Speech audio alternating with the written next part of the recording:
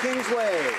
Over 10,000 Canadians have died from opioid overdoses since this crisis began, a death toll that continues to mount.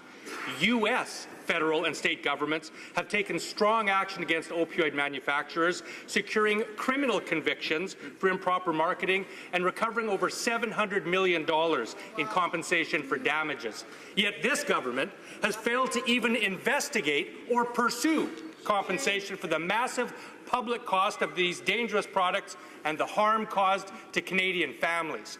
Why have the Liberals failed to launch an investigation or pursue compensation like the U.S. has done? Wow. The Honourable Minister of Health. Thank you very much, Mr. Speaker. Mr. Speaker, our government recognizes that the current opioid situation is a terrible situation, and our government recognizes that the high level of opioids historically prescribed in Canada has contributed to the devastating impact of the current opioid crisis in this country. We are exploring all options to address the crisis. Unfortunately, at the same time that the United States was pursuing charges against pharmaceutical companies who inappropriately marketed opioids, the former Harper government failed to take similar actions. However, I can assure you that our government is looking at ways to strengthen industry transparency, accountability, and we will have more to report in the coming time. The Honourable Member for Saint-Hyacinthe-Bagotte. Mr. Speaker, throughout the entire country, the number of opioid-related overdoses is going up at an alarming rate.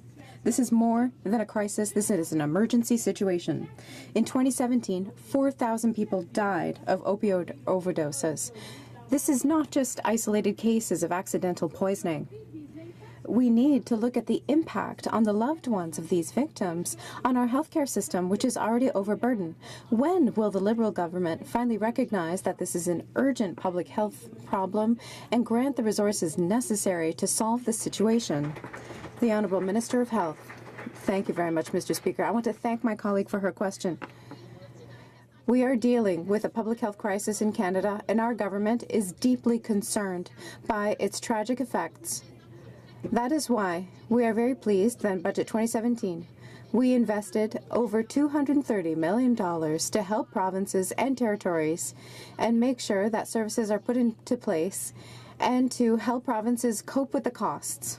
The Honourable